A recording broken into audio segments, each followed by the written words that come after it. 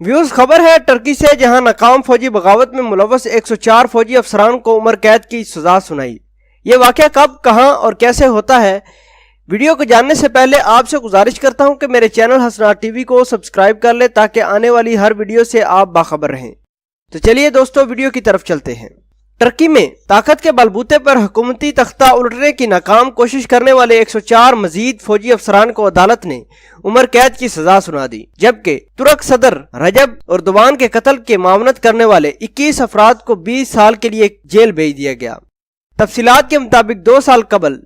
तुर्की में फौजी बगावत के जरिए सिविल हुकूमत का तख्ता उलटने की कोशिश की गई, जिसके बाद पूरे मुल्क के मुख्तलिफ शहरों में हंगामे फूटने से 200 से जायद अफराद हलाक हुए और 2000 से जायद जख्मी हुए थे। तुर्की की अदालत ने ट्रायल मुकम्मल किया और बगावत के जरिए हुकूमत का तख्ता उलटने की कोशिश में मुलव्वस 104 फौजी अफसरान पर फर्द जुर्म साबित होने के बाद उन्हें उम्र कैद की सजा सुनाई, जबकि तुर्क सदर के कत्ल की मामनत करने वाले 21 अफराद को 20 बरस के लिए जेल भेज दिया गया। अदालत ने मुल्की सतह पर दहशतगर्द करार दी जाने वाली तंजीम से रवाबत पर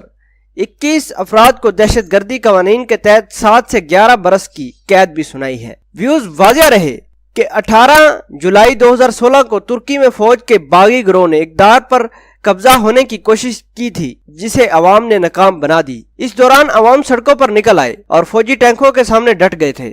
जिसके बाद तुर्क फौज के बागी टोले ने हथियार डालकर अपनी शिकस्त तस्लीम की थी और फिर उन्हें गिरफ्तार कर लिया गया था। तुर्की में होने वाली नाकाम फौजी बगावत से मुतालिक तहकीकात करने वाली इस्तगासा टीम के सरबराह की जानिब से हुक्म जारी किया था कि हुकूमती तख्ता उलटने की प्लानिंग करने वाले 300 मुश्तबा अफराद की गिरफ्तारी अमल में लाई जाए, जिनमें 211 फौजी भी शामिल थे। व्यूज ख्याल रहे कि रजब तैयब एर्दोगान की वीडियो मैसेज के बाद अवाम उनके हक में सड़कों पर निकल आए थे और उन्होंने